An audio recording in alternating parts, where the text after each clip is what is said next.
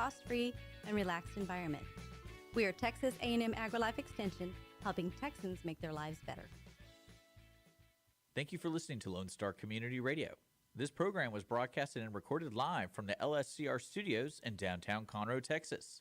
Lone Star Community Radio is supported by listeners like you. Donate and sponsor today. For more information on getting involved with Lone Star Community Radio, contact us at lscrstudios@gmail.com or visit us online at www.irlonestar.com. You are listening to Lone Star Community Radio, a 104.5 KCZW LP Conroe and 106.1 KZCC LP Conroe, and worldwide at irlonestar.com.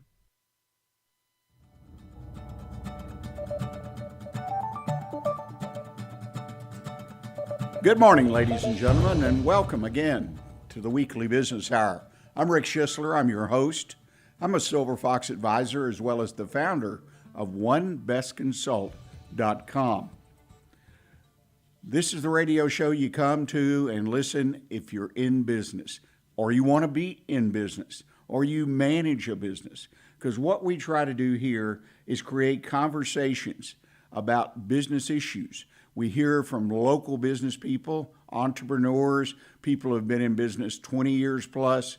Also, though, experts. And today we're going to listen to a conversation from one of those experts that I had a few weeks ago, and I think you're going to thoroughly enjoy it. And there's lots of opportunities in that conversation to pick up some ideas that you could literally put to work in your business today. Starting with our first question of the day, I always like to kind of get our brains working here. And the first question of the day, it's Monday. Where do I go from here? Now, we're broadcasting live from Lone Star Community Radio, and it is Monday. Where do I go from here? And what I'm asking you is think about where you're going to go in your business, particularly this week or next week or the week after. Monday kind of kicks off the week for most of us. I know some businesses are open on Sundays, but everybody traditionally has thought about Monday as the, if you will, the kickoff for the week. So I believe there's a couple things that are very important on those Mondays as you kick your business off. Is always enter the week with a plan. Now, that can be a plan that you've scratched out on a piece of paper, could be a things to do list, it could be something you just have in your head. But the idea is that when you come into your business, whether it's on site where you live and you have a home office, or you walk in the doors, you unlock, turn the security system off, whichever it is, right, have a plan of what you hope to accomplish today, Monday, and later in the week. At least plan out that far and have some general idea of where you really want to go. And the second thing is, and this is just really important, because most people, if not all, have struggled with this. And the problem is that you don't leave any slack time. Slack time meaning time where the unexpected comes up, because the unexpected always happens. So we end up jammed up and things are a mess, and we're frustrated because we keep trying to catch up with things and we just can't get there. So I think it's important, leave some slack time in your schedule. Don't book appointments back to back to back to back. Don't have goals that are so many in number or so extensive in the time they require that you have to book yourself out for 10 hours and you have an 8-hour day. So think about those things. Enter the week with a plan, an idea where you want to go. Even set a couple goals or one goal, because a sense of accomplishment, getting to that goal is a great way to keep your personal energy, morale up. And let me tell you, that always transfers to the people who work with you, who supply you, and who do business with you. I want to remind you that the show is broadcast live right now on Facebook and YouTube. Just go to either one of those and look up the Weekly Business Hour page, and you can connect live, watch, and listen if you choose to. And also to remember, emails, contact us, talk to us, let us know how we're doing here. If you have a question about your particular business, I love to get those. And we respond to some of those on the air like we're going to try to do today. We call it our mailbag segment, and I have a great question that came in this past week. So reach out to me. It's simple. Address your email to that's the number 1, onebestconsult@gmail.com. onebestconsult@gmail.com. Love to hear from you. Well, today, as I mentioned, we have an expert. I had a conversation a week or two ago with Mary Marshall Forrest. She is part of the ownership group at the Forrest Performance Group. She actually owns the business with her husband, who was a guest, I guess, back in May. And these folks have put together an unbelievable company because the Forrest Performance Group has become they are global in nature, leader and designer of sales, management, customer service, and executive training programs. And Mary runs that training part of their business among her other duties. And we talked extensively about selecting, training the best salesperson for your business. So encourage you, grab that pad and pen, sit back, relax, and listen to this conversation with Mary Marshall Forrest, because again, I think there are several really good takeaways. So now we'll take that time and listen to Mary Forrest about working with salespeople. I said we've been out and about talking to people about business and small business, looking for smart people who are experts, in my opinion, know the subject matter well. And today we're really fortunate to have Mary Forrest with us. She is the Chief Learning Officer of her company. We talked to her husband, Jason, about a month or two ago. These folks focus on leadership and how to lead and get more productivity, et cetera, out of the teams you have in your company. I will tell you, Mary, Jason was very impressive, but I know you're going to be at least as impressive, if not more. Welcome to the show. Thank you. I appreciate that. Yes. Thank you for having me. Well, a little bit of background. You are the Chief Learning Officer. What does that entail in your business? Yeah, thank you. So we have lots and lots of content and courses for leadership and for sales. And so I get to write and produce that content, make sure that it's fun, because if you're like me and most people I work with, you can get bored really easily. So I want it to be fast. I want it to be something I can implement immediately. And so I want to make sure that everything we're putting out has all of that in it. And I also run our training team. So I have a team of about 8 different trainers. And so we work together to support all of our clients. Yeah, 8 trainers, and that's part of your business, the way it structurally works. I want our listeners to understand. You provide, and I'll use the generic, in my opinion, sales training for individuals, for teams, and business owners and whatnot. So you actually have on your payroll, on your team, people, I think you mentioned the number 8, that are actually doing training, I assume, virtually, long distance, for people all over the country. Is that right? Yeah, and all over the world. Yeah, absolutely.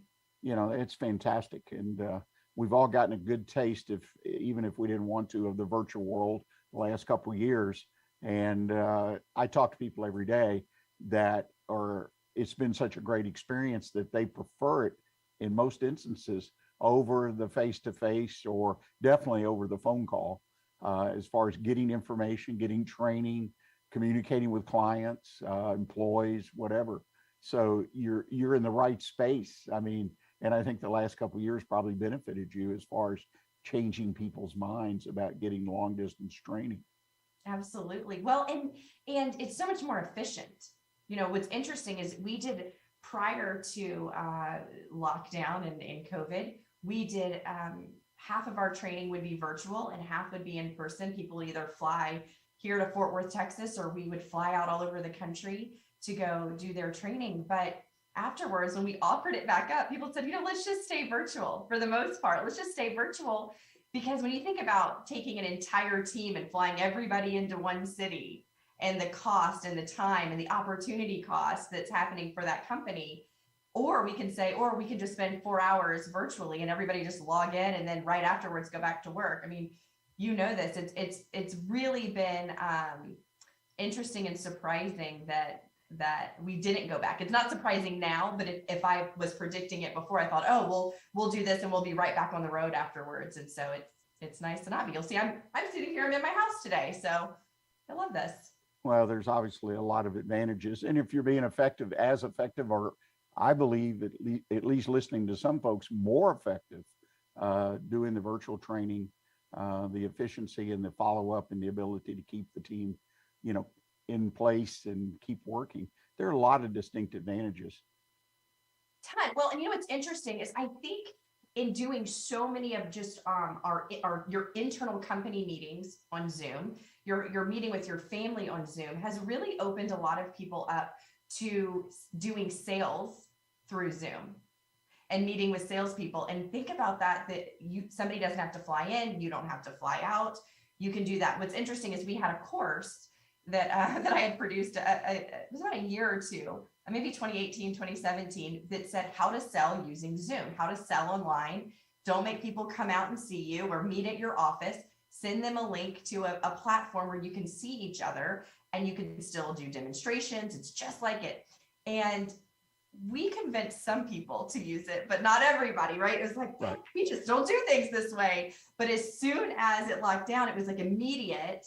And now it's been able to, obviously, watching what people are able to do in business now and the people that you can employ to work for you and feel like you're working together. I mean, it's taken small business to a different place, because today, I mean, even my own team, I have about maybe, I don't know, a third of my team is in Fort Worth, and we meet at our office. I go in 3 to 4 times a week to our corporate office. I have a third of my team that is somewhere else in the United States that will be logging in. All of my trainers are all over the country. And then I have a third of my team that's in other countries. And so what's really amazing is now, as a small business owner, I don't have to just look at talent and hiring talent within my own city. I can look all over the entire world. And I can do that and not lose the connection piece, not lose the face-to-face. So it's really transformed our business, just the new world in such a positive way. Yeah, it's obviously, I run into people now that run their entire business and have 10, 20, 50, and I know there's some that have thousands. They're virtual. They have no office at all, physical office. And if they need to come or want to come together, for whatever reason, they go find a meeting place. And I'm impressed when I read some, particularly the large companies. And one of the distinctive, perhaps the best advantage, is the hiring of quality individuals, because you can, wherever you can find them, and usually they're in a cluster. It's not just one, but you'll find in certain parts of the country. So it's very interesting. Let's back up a second though. Let's get a tip or two from you. What is the secret, or in your opinion, some of the secrets are to actually being effective in selling through Zoom or selling virtually like that? Yeah, I think one, I mean, besides the normal basic, make sure your camera's at the right height, you've got lighting and all of those things. Besides those basic things that are always the table stakes, is do you have a slideshow presentation that you can pull up? One of the coolest things, look, we believe very much in that you need to know your competition as well as yourself. So if I'm talking to somebody, and let's say I'm talking to one of my clients, and they're telling me about talking to a prospect about the competition, who else are they looking at? Pull up your competitor's website. Hey, is this what you were looking at from them? And if you know it, and now I can really be an advisor to you, and I can tell you apples to apples, my product or my service to the competitors, because I can see exactly what you're seeing. Or, hey, you're really like this. Who else are you looking at? Show me what you're looking at. Or if you're selling something that's inside somebody's home, or you're selling a home and you've got a camera that's looking into their home. Talk about being able to now find the correct home for them when you can see firsthand what they don't like. If you're sitting in a model, or you're a realtor sitting in your office and they come to you, if you're not listing their home, you might not get to see their home. But on Zoom you do. Or their office, and you're selling office furniture, you're selling something to them. Hey, show it to me. Pick up the camera. Let's walk around. Let's go take a tour. So we have that where you can see their space if you sell something that's in their space. If otherwise, I love just screen sharing. Let's look at this apples to apples. Show me what you see. Show me, hey, is this what you're looking at? I'm going to pull up the competitor's website. I'll pull up my website. We'll look at things side by side and can look at it. And you can't always do that otherwise. You're making me a little bit nostalgic, believe it or not. I remember when laptops first came out, and the idea we could take the laptop into the customer, the prospect's office, and show them a slideshow or show them, and that was a big deal, and the unfortunate part is sometimes the laptop didn't work or there were a lot of crazy stories, but that was a big step forward for many people, for many companies, to be able to do those versus having the little flip charts and all the other things you might have used, or the catalog or whatever. So we really have come the distance. There's no doubt about it. Well, we're coming down to our first break. I'd hate to break this up. I want to talk about those 5 strategies, talk about your primary program, and Jason and I talked a little bit about it, but I think I'd be glad to hear it from your perspective and what you do. So we're going to take a short break, ladies and gentlemen. And when we come back, we're going to continue with Mary Forrest, the Chief Learning Officer, and see what we can learn from her. Not to be too corny. We'll see you in just a moment. Thanks. Lone Star Community Radio is looking for those who are interested in hosting their own talk show, with monthly and weekly slots available in Conroe's FM 104.5, 106.1, and on irlonestar.com. Start your own podcast, create your first YouTube channel, and be on TV. Contact Lone Star Community Radio online at irlonestar.com or call the station message line at 936-647-3776 to take your first step into the radio world. Health Center Southeast Texas is a federally qualified health center. We accept Medicare, Medicaid, and most major private insurances. For our self-pay patients, we have a sliding scale discount program available. Our health centers have qualified providers and staff striving every day to provide the best quality of care to our patients. Services offered are family medicine, behavioral health services, telepsychiatry, and pediatrics. We have 4 area locations. Look up the Health Center Southeast Texas online at hcset.com. Ladies and gentlemen, we're back with you. Appreciate you staying with us, and we're going to continue, I think, a really interesting discussion with Mary Forrest, the Chief Learning Officer. You have a basic program. I call it basic, the big program that you folks bring to the table. I've looked through the book. I mean, it's very powerful. Let's talk about it. Kind of walk us through the strategies. I'm a small business owner and I want to learn more about what you have. Talk to us and tell us what we can expect and how you get people to become better in the sales area. Yeah. Well, Rick, I want to tell you, I know you have some connection to TCU, and I graduated from TCU, and I remember my final semester at school, I had finally made the dean's list, and I was so excited about this. So I came and I told one of my teachers, and this was not a teacher that, you know how there's teachers in your lives that see more in you, that see, really believe in you and see what you're going to be before you become that. And I had a lot of those teachers at TCU, but this isn't one of them. This is one that really saw the worst in me. And I told him anyway, I said, did you see I won the dean's list? And he said,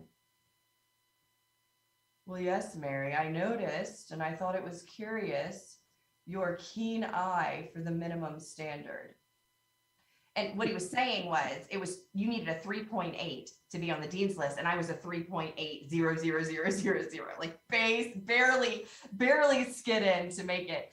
And at that point, I was a little perturbed by his comment, but I thought about it for a while and thought, okay, right now what I want to do is I'm going to take all of the judgment and the opinion that this guy has off of me, but let's really look at the observation that he made.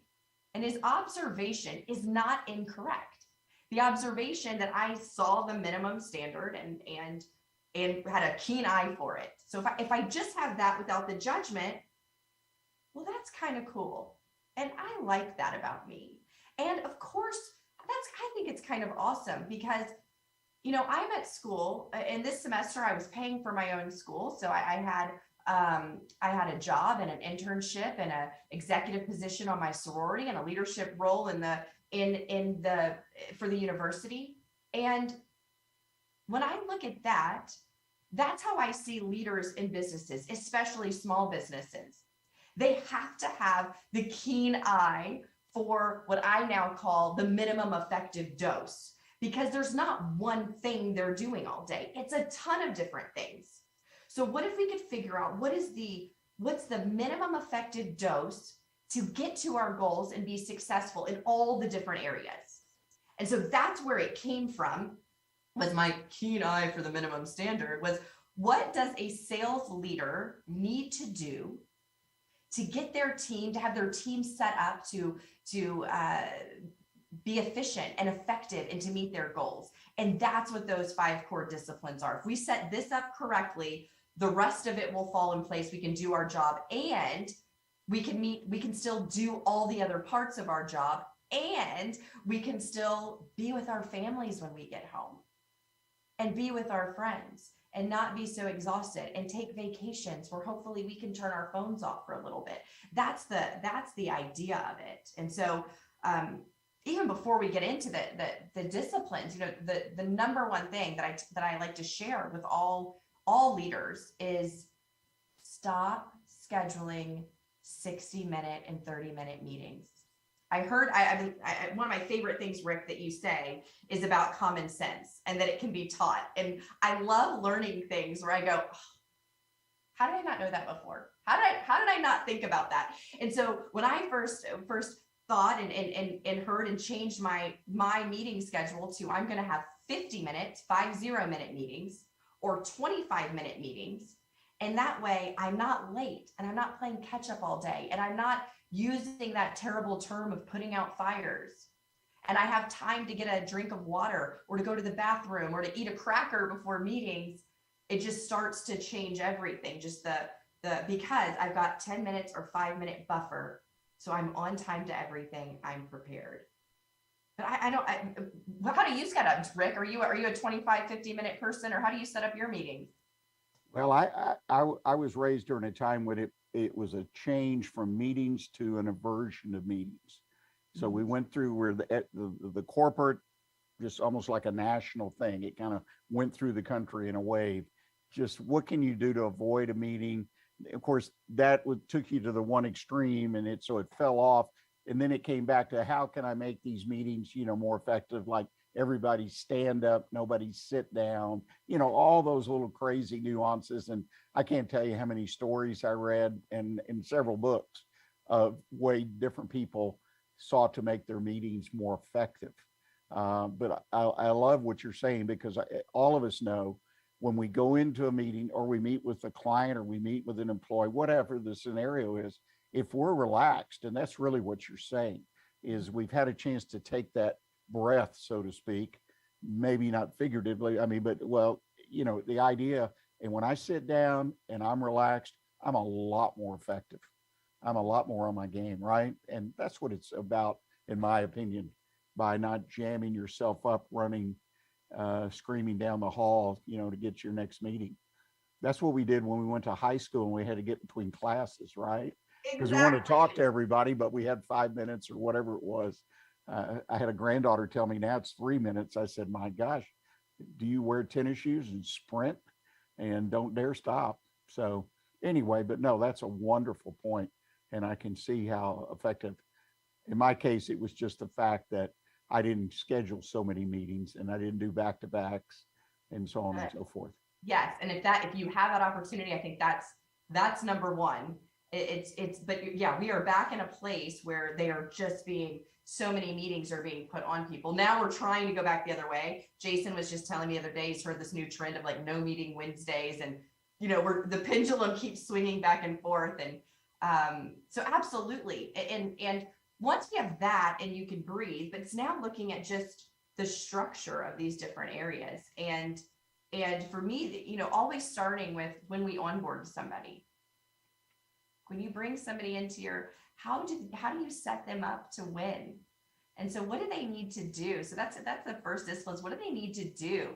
What do you need to see from them in their first 7 days, in their first 14 days, 30 days, 60 days, 90 days, and have that planned out. One of the things when I'm working with leaders, Rick, is I see there's this internal turmoil that comes up a lot of, this person's not performing for me. Is it me? Have I not put in enough time? Have I not trained them long enough? Have I not done my part? And so what happens a lot of times is an employee will end up staying way past when they should have, because there's a guilt sitting on the leader because they have so much to do that they're worried that they didn't put in their part. So let's give the person another 30 days, another 30 days. Now, all of this 30 days is in their head. It's not something that's shared. And so a lot of times when I ask somebody, when a leader is letting go of somebody, I'll say, when did you know? Usually it's months ago. What happened? Well, I didn't know if I'd done enough.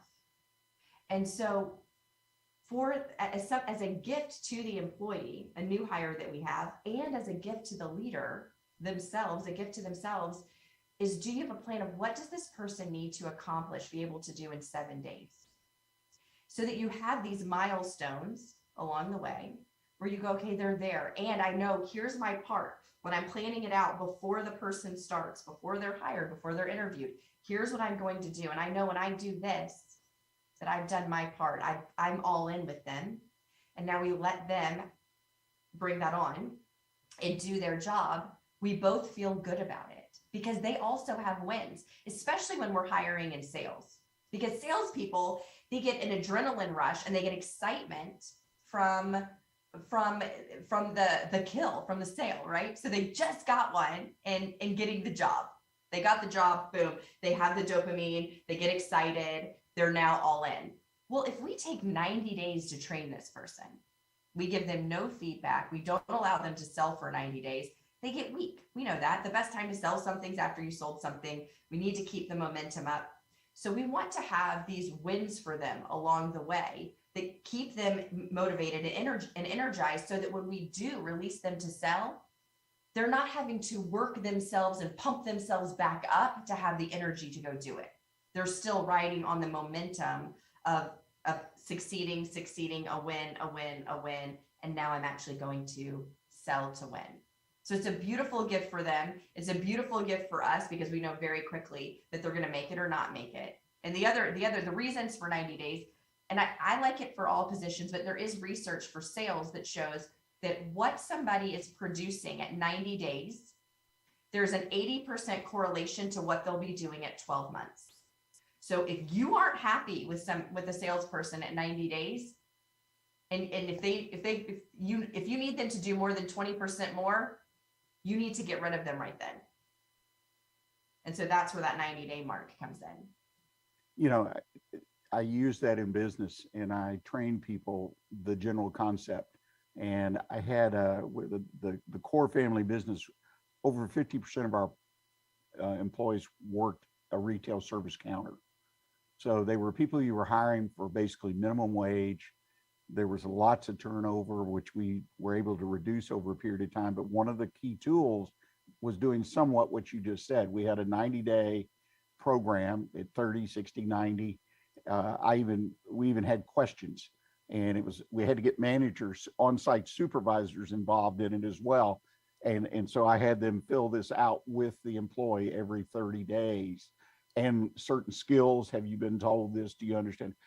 But the key to that was, and when I interview somebody, if I'm on an interview team, my last question is, at this point in our interview process, what is your biggest concern about the job and our company, whatever it might be about this position?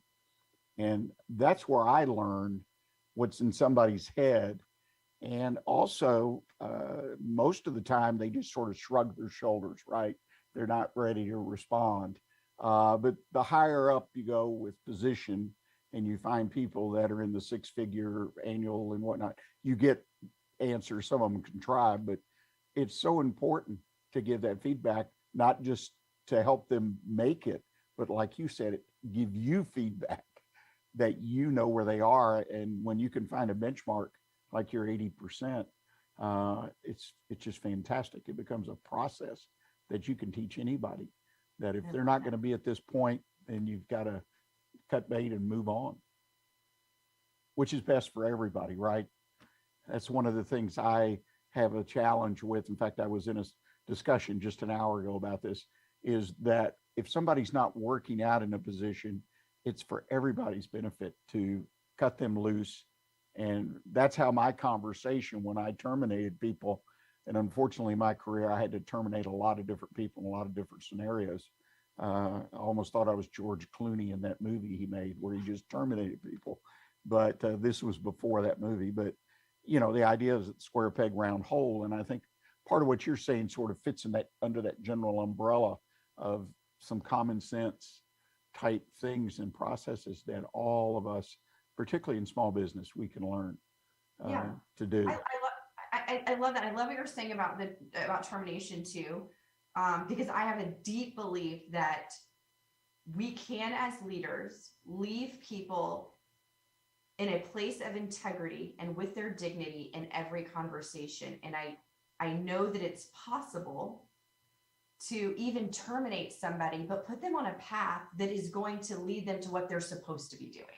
And really, when we're a leader, we should be a leader for them as a human being. So yes, my job is to lead you in this company, but as a leader for you in your career, if this isn't right, I believe that we should show somebody and share with them what they should be doing.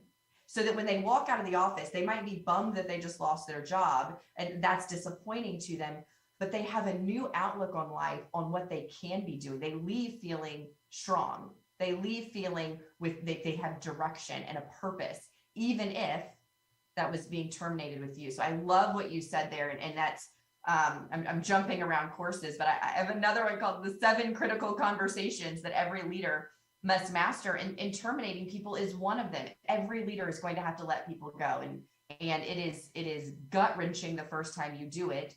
And then I don't want people to be numb to it, but I like that reframe of the gift and how can we do this in a way that this person leaves empowered, with integrity, with their dignity. Yeah, I mean, that's part of the mission for me, and it sounds like you as well. When you're an employer, when you're the leader, is we're there. And the reality is, if we take that scenario, you go back to the very beginning, you or someone on your team hired that person, so you, in a sense, are part of the mistake. I mean, and so what does that mean? It means I've got some responsibility, and and at least try to help them understand or point them in the right direction. So that's the way I approached hiring from a very, very young age, and what I was trained into some things. But that's where good mentors come into place. Well, share with us a little bit more. We've got a little bit of time left about some of the programs that you're doing. I mean, for your group there, you and your husband. Well, and we might want to touch on that. Husband and wife working together. You mentioned earlier offline that your father was working there. So I've been in family business. You're in a family business. What do you feel is the key to make it work? That's a great question. It's always knowing, to me, it's always knowing the role that you're in and having that respect for that role. So I know, what I mean by that is when I'm working with my husband's the CEO of the company. And so, as the chief learning officer, I run one of the departments of the company. And so I report to him. So in that space, it's really important for me to go, okay, right now I'm a chief learning officer. And so I'm speaking to my boss, not my husband. And then, but when we're making dinner at night, I want to speak to my husband. I don't want to make dinner with my boss. I'm not interested in that. And I definitely don't want to be preparing food and having somebody tell me about, things that I could have done differently. So it's knowing what role we're in and being in the matching role. Same with my father, my dad, amazing. I mean, he was in sales and in leadership, and he was, the executive vice president of sales for a $4 billion company. I mean, very, very, very successful. And so now he trains our clients, and, it's knowing, okay, right now, and it's telling Dad, the whole family was in Cancun a couple of weeks ago, and I'm going, Dad, we're in Cancun. I'm not the chief learning officer. I'm your daughter, and I'm having a daiquiri. Like, that's what we're doing, right? And so it's just always sometimes just verbalizing and stating what role you're in at that moment. Because I have great respect for my husband and my father in all of their roles. The only part that it gets messed up is when, I make a mistake or they make a mistake, and we think that I think that, I'm talking to Jason about my day, and I think I'm talking to my husband, and he thinks that I'm talking to him as my boss, and he wants to now critique it. And I'm like, wait a second, no, I'm talking to my husband right now.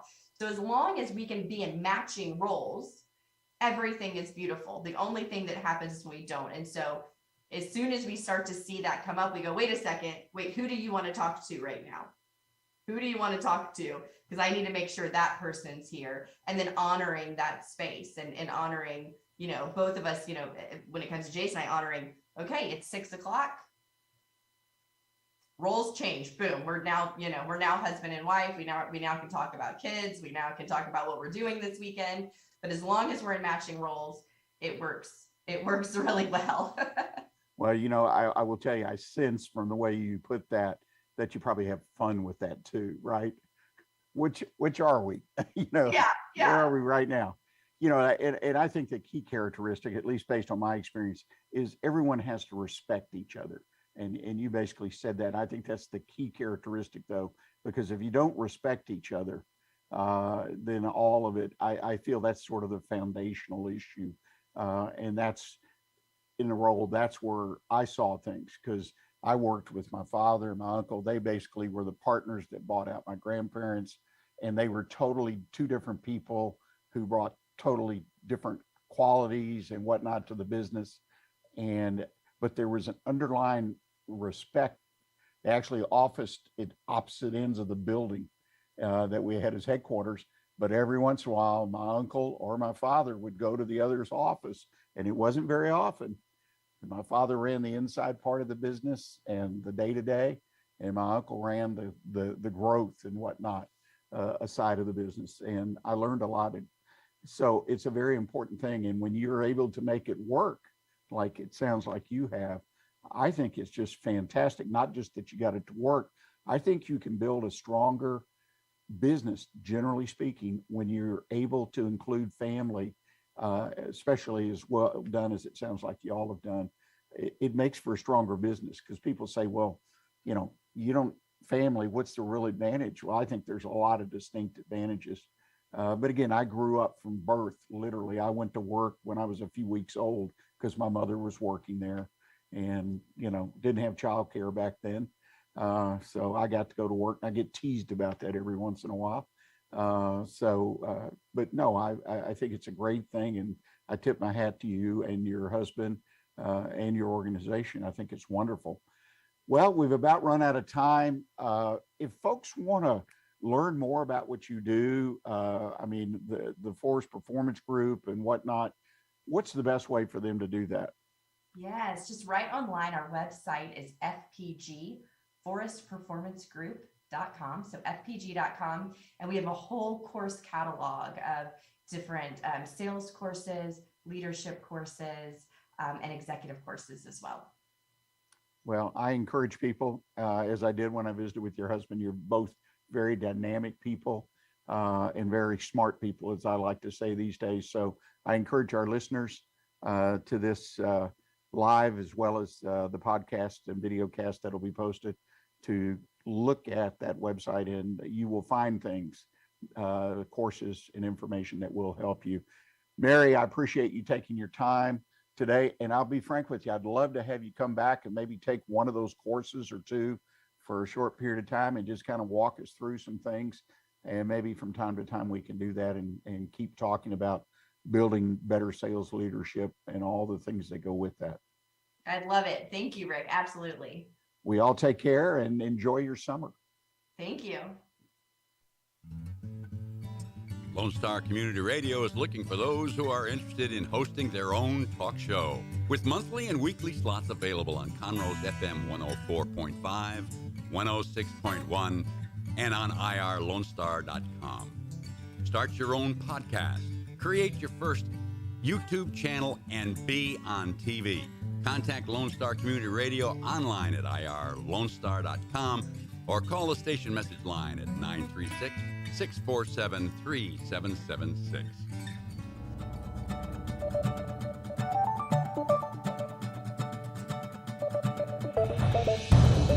Well, ladies and gentlemen, Rick Schisler, the Weekly Business Hour, you're listening. I hope you enjoyed our conversation with Mary Marshall and Forrest, get that last name in there. And I hope you walked away with what I suggested was there. There are several nuggets or several ideas that she offers and the things they teach in their classes, training. I encourage you to check out their website, fpg.com, Forrest Performance Group. Get more information. Also, her husband wrote a book about the Sales Warrior. It's called The Sales Warrior. It's a wonderful book that can kind of kick you into thinking about sales because, let's face it, all businesses start, at least in the beginning, the first thing you do is make a sale. So second thing is you deliver the product or service, and on and on and on. So again, thank you to Mary for joining us, and hopefully we'll have her and her husband back in the future because I think they offer a great bit of information that is helpful to any of us that are in business. Had a mailbag item come in. I want to share it with you. I've been doing that quite a bit lately because our email activity has picked up quite a bit. And interesting questions. I mean, when you think about businesses throughout the country under the pressures, some real, some not so real, but inflation, talks of recession, the negativity is so thick you can cut it with a knife, political situation, what's going on around the world, the supply chain is a disaster, particularly in certain businesses and industries. But this question came to us from Debbie. Debbie M. is interested in understanding more about the vision statement. Now, the vision statement to me it's one of those academic exercises. In some quarters, at least, they don't think you need a vision statement, and what does that mean? Vision statement. But she wrote in, and she basically asked the straight-up question, I have a vision for my business. How do I refine it so I can share it with my employees and others? And I think Debbie's on the right path on this vision statement, because if you own a business today, yesterday, you're starting a business, you've owned it for 20 years, you have a vision. If you stop and think about it, if you don't already know what it is, you have a vision for this business and what it should mean to your public, to the folks who do business with your customers, clients, and whatnot. And I think it's kind of important. I don't think you have to spend a great deal of time. Larger corporations do, and I get that. But I think it's important to try to take that vision and put it in what I call a simple but high impact statement, so that when someone hears that statement, particularly customers, clients, they read it, they know where you're trying to go with your business. And so what I want to do is respond just very quickly to what Debbie said. How do I refine my vision statement? And if so, how do I share it with my employees and others? Again, I think she's really on the right track. Here's some examples of current vision statements. These are all bigger corporations, but give you an idea of what a vision statement looks like. Amazon, this is part of theirs, to be Earth's most customer-centric company. That's just part of it. Google, to provide access to the world's information in one click. IKEA, to create better everyday life for many people. Microsoft, to empower every person, every organization on the planet to achieve more. Now, let's take a quick look at that. To empower every person, every organization on the planet to achieve more. What's Microsoft about? It's about computers, software particularly that run computers, that run IT systems, which are getting more sophisticated, which are, I mean, we're even into IA and intelligence and operation and robotics, and all these things fit under that statement, because every person, every organization to achieve more. To me, that's a very, very powerful statement. Now, again, if you don't know the products and services offered by Microsoft, you kind of get that, well, so what? But when you match that statement up what they do, that really is a powerful message. And most of us know what Microsoft does to some extent. So they want you to read here that statement and know what Microsoft generally is about.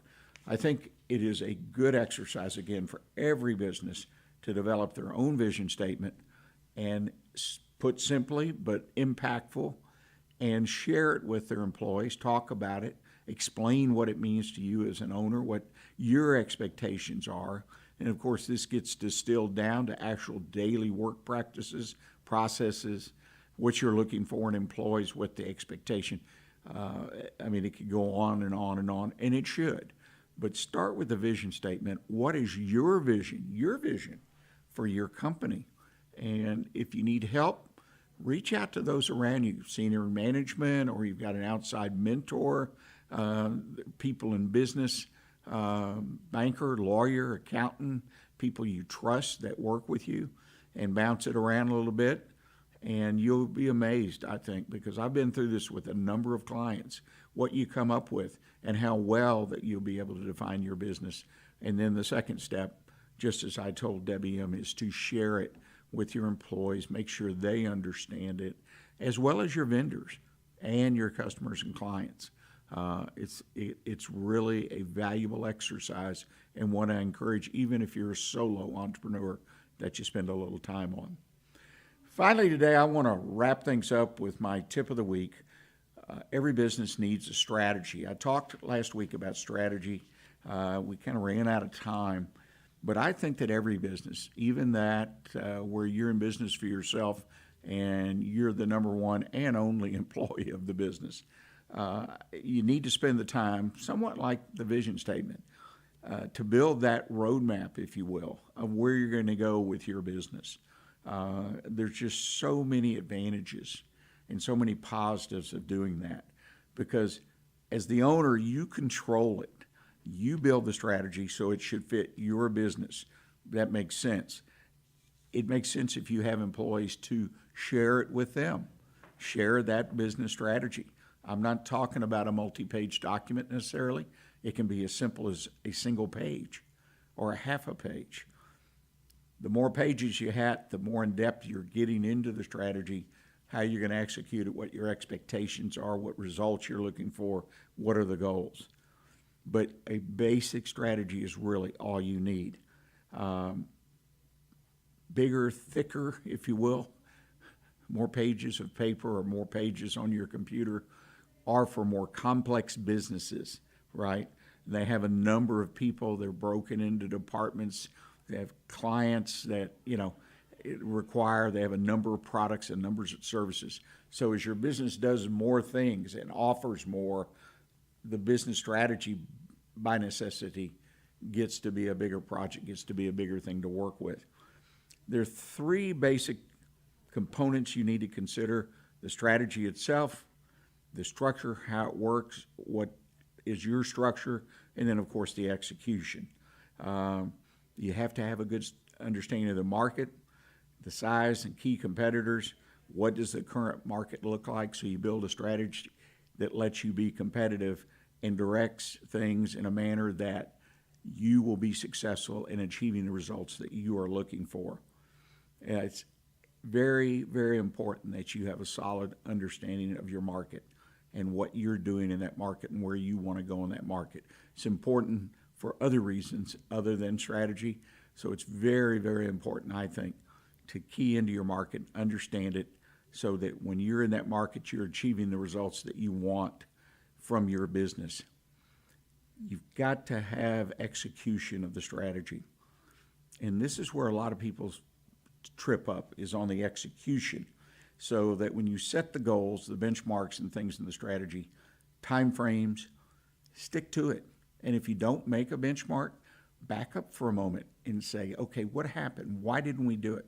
Was it just unobtainable? It was unreasonable? Or did we not do some things along the way that would have allowed us to reach or exceed that benchmark? You need to understand those things. And I think that's another value of having a strategy, using it as a roadmap. Because if you have a flat tire, right, you're out on the trip, you stop, you fix it, you didn't carry a spare, it's going to take you typically a lot longer to get the tire that's on the vehicle somewhere, get it fixed, and then come back. Whereas if you have the spare, you put it on and you drive and get the tire fixed and don't have to take so much time out of your journey to do it. So there's lots of things that can be accomplished. If you have any questions about business strategy and how to utilize it in your business, reach out to us. You can reach me, as I mentioned earlier, at bestconsult@gmail.com. Well, ladies and gentlemen, that's our show for the week. Again, I really appreciate you taking time to listen to us.